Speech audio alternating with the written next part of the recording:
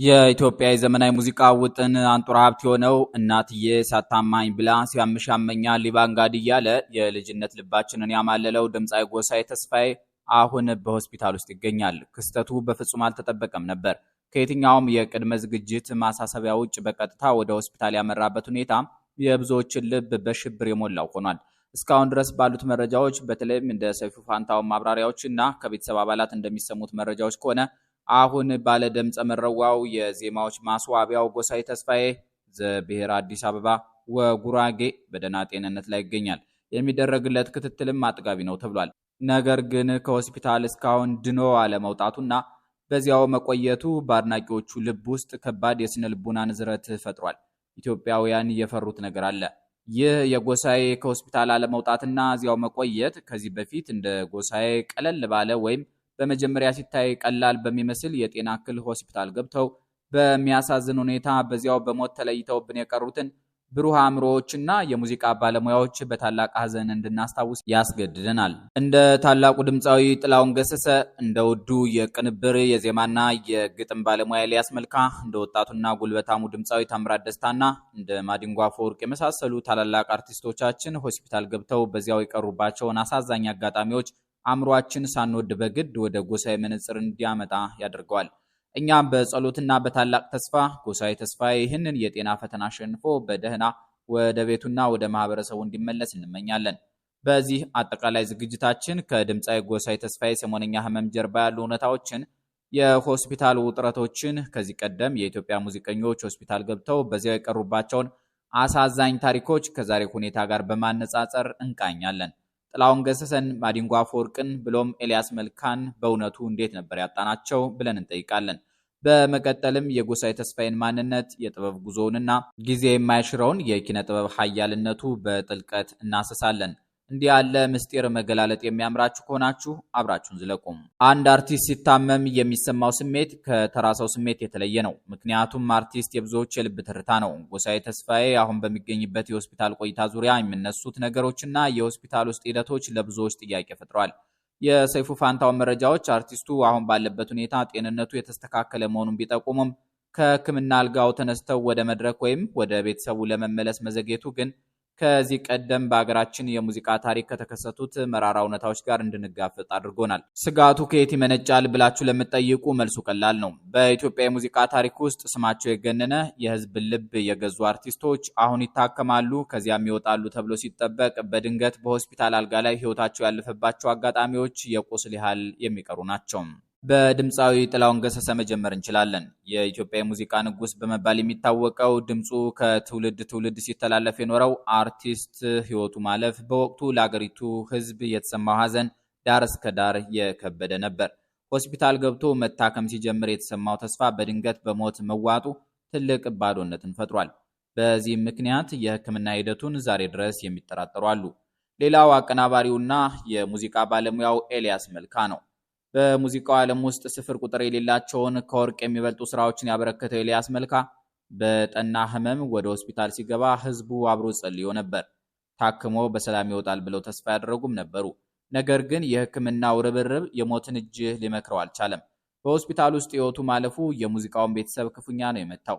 ከዚያ በላይ የተሻለ ክትትል ቢደረግለት ኖሮ ይድን ነበር ብለው ዛሬም ድረስ የሚከራከሩ አሉ። የድምፃዊ ታምራት ደስታ አሟሟት ግን ከሁሉም ይከፋል። በእድሜ ከጎሳዬ ጋር ቅርበት ያለው በወጣትነታቸው ከጎሳዬ ጋር በጉልበታቸው የሙዚቃው ማማ ላይ የነበሩት ታምራት ደስታና ጎሳዬ ተስፋዬ ብዙ ነገር ያመሳስላቸዋል።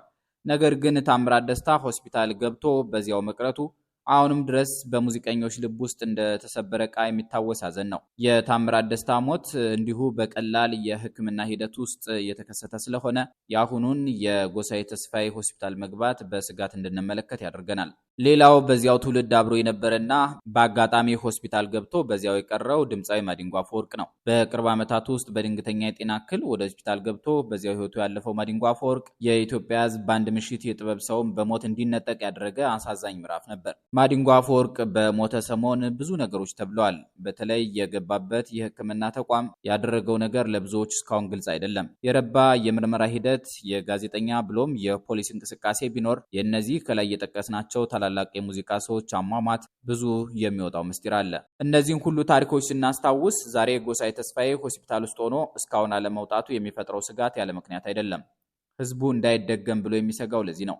ነገር ግን ከነዚህ ታሪኮች በተለየ መልኩ የጎሳዬ ጽናት፣ የቤተሰቦቹና የሕክምና ባለሙያዎች ጥረት እንዲሁም የሚሊዮኖች ጸሎት አርቲስቱ ይህንን ጨለማ አልፎ በደህና እንዲወጣ ያደርገዋል ብሎ ማመን የጸና ተስፋችን ነው። ጎሳዬ ተስፋዬ ተወልዶ ያደገው ከሁላችን አድባር ከሚሊዮኖች ሀገር አዲስ አበባ ነው። ሙዚቃ ለእርሱ ድምፅ ብቻ ሳይሆን ቋንቋው፣ መነጋገሪያው፣ ትውልድ መስሪያው፣ በአጠቃላይ የነፍሱ ጥሪ ናት።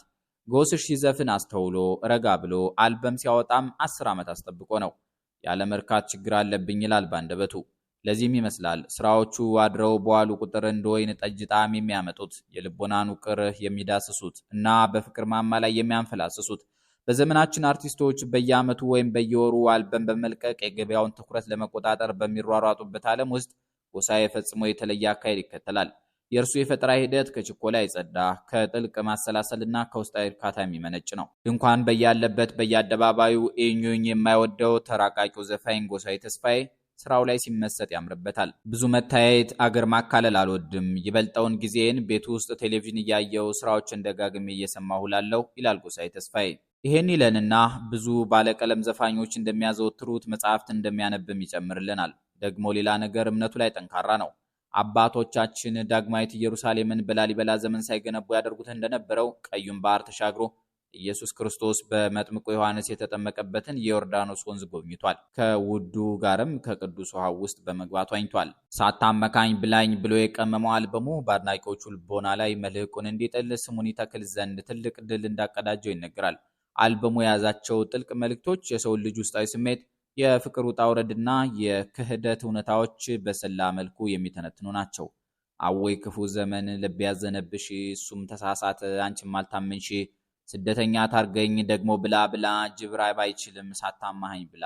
ጎስሽ እንዲህ እያለ ጠለቅ ረቀቅ ሳብረ ገብ ባለ ድምፁ ጓደኛዬ ብሎ ያመነውን ወዳጁ እና ውሎ ሲገባ እምነቱን በልታ ያገኛትን ውዱን የከሰሰበት ዘፈኑ ዛሬም ድረስ በሰዎች አንደበት ላይ የሚወደስ ህመም ያለው ነገር ግን እጅግ ማራኪ ስራ ነው። ከዚህ አልበሙ ቀጥሎ ያገኛት የውሃ አጣጩ ገነት ጉዳይ ደግሞ እጅግ አስደናቂ ነው። የፍቅር መረብ የሚዘረጋው መቼና እንዴት እንደሆነ ማንም ሊተነበየው የማይችል መሆኑን የሚያሳይ ሕያው ምስክር ነው። የማላውቀውን ስልክ አላነሳም ይላል ጎስሽ። ከወንድሜ ግርማ ጋር ተቀምጠን ገኒ ተሳስታ እኔ ስልክ ላይ ደወለች። ስልኬን ለግርማ ሰጥቼው ሲያወጋት መቀላለድ ጀመሩ። ከነገር የምትወጁ ዘፋኝ ማን ነው አላት።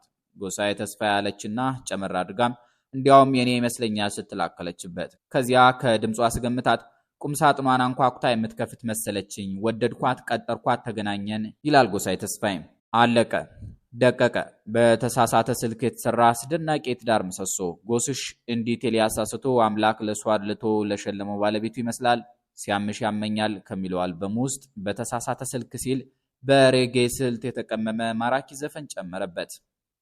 ሀገሯ ሐማሴን ማለትም ከመረብ ባሻገር ኤርትራ መሆኑን የሚናገረው ጎሳዬ ለገኒ በአንድ ወቅት መታመም ማስታወሻ እንዲሆን 14 ዘፈኖች የሸከፈውን ሲያመሽ ያመኛል የተሰኘ አልበም አበርክቷል። ከሸገር እስከ ድሬዳዋ ጉዳይ ያለኝ ማልጨርሰው ከምወደው ከድሬ ሰው እያለ እንዲሁም የሐመርን ምድር፣ የባንጋዲ ድንግል ውበት፣ ቱባ ቁንጅና በሚል አገላለጽ እንዲህ ባሉት የጂኦግራፊና የባህል ቅኝቶች ውስጥ የጉዞ አሻራውን ያሳረፈው አርቲስቱ ከዘመናችን አርበኛ ከቴዎድሮስ ካሳሁን ገርማሞ ቴዲ አፍሮ ጋርም የህልም መጋራትና የሐሳብ መግባባት እንዳለው የላምባ ኩራዝ ክብሬ የተሰኘችው ስራው ምስክር ናት። ጎስሽ ኑሮና እንቅስቃሴው የተረጋጋ ነው። አሁንም በሆስፒታል አልጋ ላይ ሆኖ ስጋት የፈጠረ ቢሆንም ከዚህ በፊትም ለሰይፉ ፋንታውን በሰጠው ቃልና በኪነ ጥበብ ጉዞ ያረጋገጠው አንድ ትልቅ እውነት አለ። እርሱ ፈጽሞ የሚሰለች ወይም ስራ የሚያንሰው ጥበበኛ አይደለም። 48ቱን ለነገራቸው የተጠናቀቁ ዘፈኖችን ታቅፍ ያለው እንዳለው ሁሉ እነዚህን ድንቅ ስራዎች ለህዝብ ለማድረስና አገሩን በድጋሜ በድምፁ ለማነቃነቅ ገና ብዙ ጊዜ አለው። የጎሳዬ ፈጠራዎች ከጊዜ ጋር የማያረጁ እንደ ወይን ጠጅ እየቆዩ የሚጣፍጡ መሆናቸው ለኢትዮጵያ ሙዚቃ ታሪክ ትልቅ እፎይታ ነው። የድምፃዊ ጎሳዬ ተስፋዬ ሆስፒታል መግባትና እስካሁን አለመውጣቱ የፈጠረው ስጋት ከባድ ቢሆንም የህዝብ ጸሎት፣ የህክምና ባለሙያዎች ትጋትና የእርሱ ጥንካሬ አሸንፎ እንደሚወጣ ሙሉ ተስፋ አለን።